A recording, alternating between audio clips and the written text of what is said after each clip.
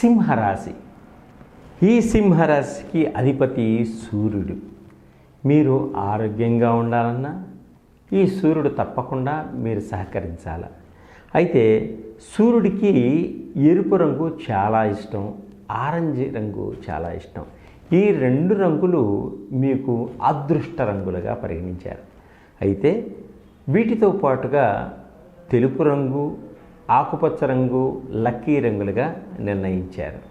ఈ సింహరాశి వారికి ఉద్యోగపరంగా ప్రయత్నం చేస్తున్న, అనారోగ్యంతో బాధపడుతున్న, దీర్ఘకాలిక వ్యాధులతోటి ఇబ్బంది పడుతున్న ఇటువంటి వారు ప్రతిరోజు ఉదయాన్నే సూర్యుడికి అర్ఘ్యం ఇచ్చి ఆదిత్య హృదయాన్ని పారాయణం చేయండి.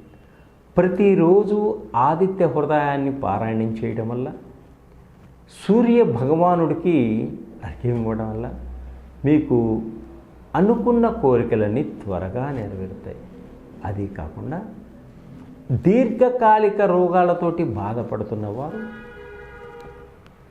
1.5 కేజీ గోధుమలని సూర్య భగవానుడికి పూజ చేయించి ఆ గోధుమలను పంతులు గారికి దానం ఇవ్వడం వల్ల ఈ దీర్ఘకాలిక వ్యాధులతోటి బాధపడుతున్న వారి యొక్క దోషాలన్నీ తొలగిపోయి వారు ఆరోగ్యవంతులుగా అవుతారు.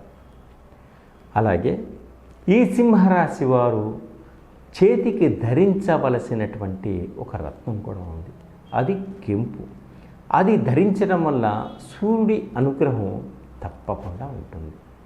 ఈ విధంగా చేయడం వల్ల దైవ అనుగ్రహాన్ని పొందుతారు. మీరు అనుకున్న కోరికలన్నీ తీర్చుకోగలుగుతారు.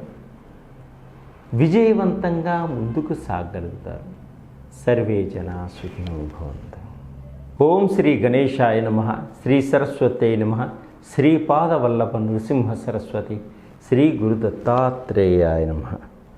గురు బ్రహ్మ గురు విష్ణు గురుదేవో మహేశ్వర. గురు సాక్షాత్ పరబ్రహ్మ. తస్మై శ్రీ గురవే నమః. శ్రీమాత్రే నమః. ఈ 2024లో వచ్చేటువంటి హోలీ పండుగని ఎలా జరుపుకుంటారు? అసలు ఈ హోలీ పండుగ ఎలా వచ్చింది? ఈ మేషరాశి నుంచి మీనరాశి వరకు 12 రాశుల వారికి ఎటువంటి రంగులు అదృష్టాన్ని తెచ్చిపెడతాయి? ఎటువంటి రంగులు కలిసి వస్తాయి? ఎటువంటి రంగులు వాడాలి? ఏ దేవతని ఏ రంగుతో పూజిస్తే ఆ తల్లి అనుగ్రహం కలుగుతుంది మనం తెలుసుకుందాం.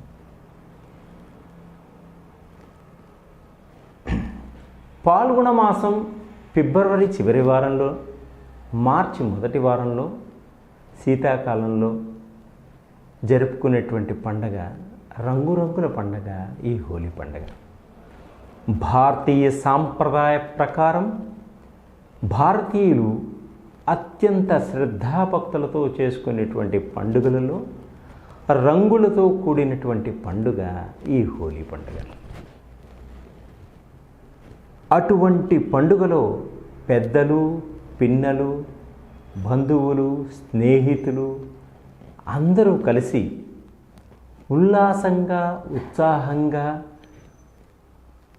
ఒకచోట చేరి హోలీ మంటలు వేసుకుంటూ రంగులను ఒకరిపై ఒకరు చిమ్ముకుంటూ ఆనందాన్ని గడుపుతారు. అలా గడిపే ఆనందంలో, ఉత్సాహంలో పెద్దవారు కూడా చిన్న పిల్లలాగా ప్రవర్తిస్తూ ఉంటారు. ఈ పండుగ కులమత భేదాలకి అతీతంగా ఉంటుంది. అన్ని రాష్ట్ర ప్రజలు ఆనందంగా చేసుకునేటువంటి పండుగ ఈ పండుగ. రాధాకృష్ణులను కొనియాడుతూ ఈ పండుగ మన ప్రజలు జరుపుకుంటూ ఉంటారు. చిన్న పెద్ద అనే వయసు కూడా చూడకుండా రంగు నీళ్లు ఒకరిపై ఒకరు చిమ్ముకుంటూ ఆనందంగా గంతులు వేస్తూ పాటలు పాడుకుంటూ ఉల్లాసంగా, ఉత్సాహంగా ఆనందిస్తూ ఉంటారు. అటువంటి పండగే ఈ రంగుల పండగ, హోలీ పండగ. హిరణ్యకశిపుడు లోకకంటకుడు, అతని సోదరి అయినటువంటి హోలీమాత. ప్రహ్లాదుని శిక్షిస్తున్నటువంటి హిరణ్యకశిపుడు ప్రహ్లాదుడు మంటల్లో ఉండగా ఈ హోలీమాత ఆమె పైనటువంటి కండవాన్ని ప్రహ్లాదుడి మీద కట్టడం, అతన్ని రక్షించడం, ఆమె అగ్నికి ఆహుతి అయిపోయింది హోలీమాత. అటువంటి హోలీమాత పేరు మీదనే ఈ హోలీ పండుగను మనం జరుపుకుంటాం. అలాగే రాధాకృష్ణుడు కూడా ఈ రంగు నీళ్ళతో చిమ్ముకుంటూ ఉంటారు. కృష్ణుడు నల్లగా ఉన్నాడని ఏడిపించటం వల్ల వాళ్ళ అమ్మ రంగులు పూసి రాధను కూడా నల్లగా చేయాలనే ఉద్దేశంతో ఈ రంగుల పండుగ జరుపుకోవడం ఉంటారు. పూర్వకాలం మోదుగ చెట్టు పూలను తీసుకొచ్చి ఆ పూలతోటి ఈ రంగులు తయారు చేసి హోలీ పండుగ చేసుకునేవాళ్ళు. రాను రాను కాలక్రమేణా అన్ని రంగులు మనకి దొరకటం చేత ఆ రంగులతోటి హోలీ చల్లుకుంటున్నారు. ప్రభుత్వం వారు ఈ రంగులని కొన్నిని చిమ్ముకోవడం వల్ల చర్మ వ్యాధులు వస్తాయి కాబట్టి చాలా జాగ్రత్తగా కొన్ని రంగులను నిషేధించడం కూడా జరిగింది. లోకకంటకుడైన హిరణ్యకశిపుడు బ్రహ్మ గురించి ఏకధాటిగా తపస్సు చేసి ఆయన దగ్గర నుంచి అద్భుతమైనటువంటి వరాలు పొందాడు. అలా వరాలు పొందినటువంటి హిరణ్యకశిపుడికి కొంత అహంకారము, అహంభావము పెరిగి ప్రజలు భగవంతుడిని పూజ చేస్తున్నటువంటి ప్రజలని దేవుడు ఎక్కడా లేడు, నేనే సర్వాంతర్యామిని, నన్ను పూజించండి అని ప్రజల్ని చాలా ఇబ్బంది పెట్టడం జరిగింది.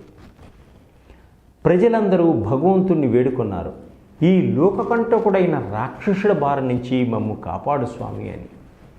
అయినా హిరణ్యకశిపుడి నుంచి కాపాడటం కోసం భగవంతుడు ఎన్నో అవతారాలు ఎత్తుతూనే ఉన్నాడు రాక్షసుల నుంచి కాపాడటానికి. హిరణ్యకశిపుడికి కొడుకు ప్రహ్లాదుడు. అతను విష్ణు భక్తుడు. అతను తండ్రి చేసేటువంటి ఈ ఘోరాలన్నీ చూడలేకుండా ఉండేవాడు. మహావిష్ణువుని ప్రార్థిస్తూ ఆయన్ని అహర్నిశలు ఆరాధిస్తూ ఉండేవాడు. హిరణ్యకశిపుడికి ఈ ప్రవర్తన నచ్చక నన్ను పూజించు, నేనే దేవుణ్ణి అని ప్రహ్లాదుడు చెప్పాడు. కానీ ప్రహ్లాదుడు వినకుండా ఉండడం చేత అతన్ని ఎన్నో విధాలుగా శిక్షించాడు. పాము విషాన్ని అతని నోట్లో వేయడం వల్ల ఆ పాము విషము ఆ మహావిష్ణువు అనుగ్రహ కటాక్షాల చేత అమృతంగా మారింది. అలాగే ఏనుగుల చేత ప్రహ్లాదుని తొక్కించాడు. ఆ సన్నివేశాన్ని నుంచి కూడా ఆ మహావిష్ణువు కాపాడాడు.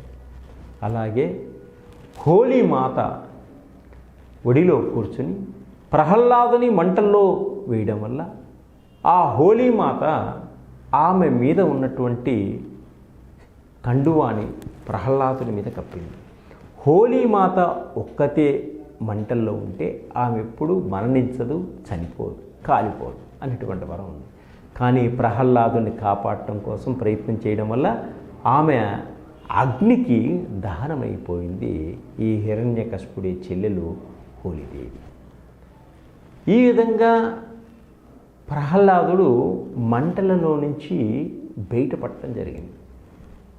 అలాగే ప్రహ్లాదుని ఎన్నో విధాలుగా కొండల మీద నుంచి పడవేశారు. అయినా ఆ మహావిష్ణువు పట్టుకొని కాపాడి బయటికి తీసుకొచ్చాడు. అలా హిరణ్యకశిపుడు ప్రహ్లాదుని నీ దేవుణ్ణి చూపించు, నీ మహావిష్ణువుని చూపించు అని గట్టిగా నిలదీయడం వల్ల ప్రహ్లాదుడు తండ్రికి ఆ మహావిష్ణువుని చూపిస్తానని మాట ఇవ్వడం జరిగింది.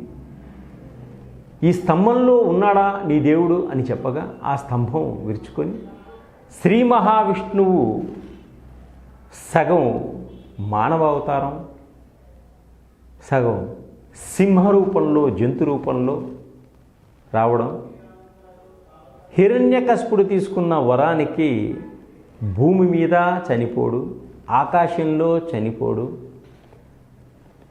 వెలుతురులోనూ చనిపోడు, చీకట్లోనూ చనిపోడు. అలా ఆ విధంగా ఆ వరాల నుంచి ఏ విధంగా సంహరించాలనేది ఆ స్వామివారికి తెలుసు. కాబట్టి అసురు సంధ్యవేళ గడప మీద కూర్చొని అతన్ని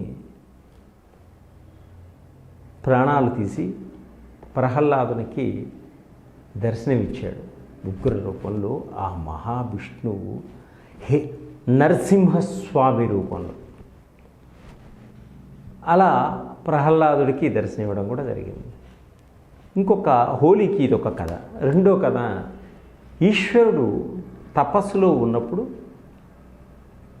అమ్మవారు పార్వతీదేవి యొక్క ఆశీస్సులతోటి మన్మధుడు శివుని మీద మన్మథ బాణాలు ప్రయోగించడం జరిగింది. ఆ బాణాలకి శివుడు తపస్సు భంగం జరిగి తాను త్రినేత్రంతో ఆ మన్మథుడిని దగ్ధం చేశాడు. అప్పుడు రతీదేవి అమ్మవారిని ప్రార్థిస్తూ, అయ్యవారిని ప్రార్థిస్తూ మన్మథుడిని బతికించడమని ఎన్నో విధాలుగా ప్రార్థించింది. ఆ ప్రార్థనలకి మందించినటువంటి ఈశ్వరుడు నీకు తప్పకుండా మన్మథుడు కనిపిస్తాడు అనేటువంటి వరాన్ని ఇచ్చాడు. ఆ విధంగా కూడా హోలీకి ఇదొక కథగా చెప్పుకుంటారు. ఇది కాకుండా కృష్ణ పరమాత్ముడు నల్లగా ఉన్నాడని అందరూ గోపికలు అనుకుంటూ, రాధ కూడా అనుకుంటం వల్ల వాళ్ళమ్మకి వెళ్ళి చెప్తాడు కృష్ణుడు. అప్పుడు వాళ్ళమ్మ కొన్ని రంగులను తీసుకొచ్చి వాళ్ళ మీద చల్లమని చెప్తుంది. వాళ్ళు కూడా ఆ రంగులకి రంగురంగులుగా ఉంటారు. ఈ విధంగా కూడా రాధాకృష్ణులు కేలి అంటే రంగులతోటి ఆడుకోవడం జరిగింది. ఇది కూడా ఒక హోలీకి ఒక కథగా నిర్ణయించారు. ఈ విధంగా మన భారతీయ సాంప్రదాయ ప్రకారంగా హోలీ పండుగని ప్రతి రాష్ట్రంలోనూ చిన్నవాళ్ళు, పెద్దవాళ్ళు, ముసలివాళ్ళు అందరూ కూడా ఆనందంగా, ఉల్లాసంగా, ఉత్సాహంగా ఆ పండుగని హోలీ మంటలు వేసి పాటలతోటి ఆనందంగా గడుపుతూ రకరకాలైనటువంటి నృత్యాలు చేస్తూ ఈ రంగుల్ని పిచికారి కొట్టుకుంటూ ఆనందిస్తూ ఉంటారు అందరూ. దీనికి కుల మత భేదాలు లేవు, పెద్ద చిన్న అనేది లేదు. ప్రతి ముసలి వాళ్ళు కూడా ఆ ఆనందాన్ని పంచుకోవటానికి, ఉల్లాసాన్ని ఉత్సాహాన్ని పంచుకోవటానికి ఈ హోలీ పండుగలో పాల్గొంటూ ఉంటారు. ఇవి హోలీ పండుగకి మనకి తెలిసినటువంటి సాంప్రదాయమైనటువంటి రంగుల పండుగ ఈ హోలీ పండుగ.